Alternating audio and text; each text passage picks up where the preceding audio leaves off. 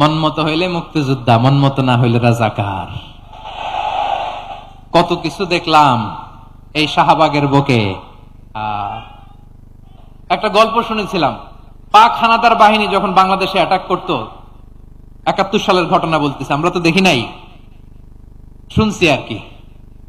৭১ যদি দেখতাম এতদিনে রাজাকার হয়ে যেতাম। আল্লাহ আমাদেরকে বাঁচাই দিছে, আল্লাহর মেহেরবানি, ঠিক কিনা বলেন? ৭১ সালে দেখি নাই, আমরা শুনেছি। পাক হানাদার বাহিনী জিজ্ঞেস করত মুসলিম না অমুসলিম চেক করার জন্য, বলতো কালেমা বল, কালেমা বাতাও। তো যারা কালেমা বলতে পারতো পাকিস্তানি বাহিনী নাকি ওদেরকে ছেড়ে দিত, শুনেছি। তো একজনকে, এক বাঙালিরে পেয়ে তার মাথার মধ্যে বন্দুকর নল ধরে বলতেছে কালেমা বল সালে, কালেমা বাতা, কালেমা বল। তো ভয়ের চড়ে এই দোয়া পড়া শুরু করছে। ও পড়তেছে লা ইলাহা ইল্লা আনতা সুবহানাকা ইন্নী কুনতু মিনাজ জালিমিন। পাকিস্তানি বলে সালে ইয়ে তো মুসিবত কা কালেমা হ্যায়।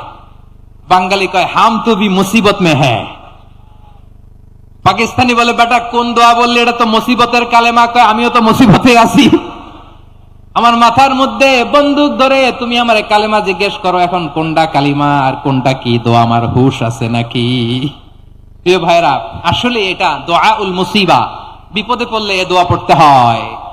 লা ইলাহা ইল্লা আনতা সুবহানাকা ইন্নী কুনতু মিনাজ জালিমিন। এটা পড়বেন আপনারা।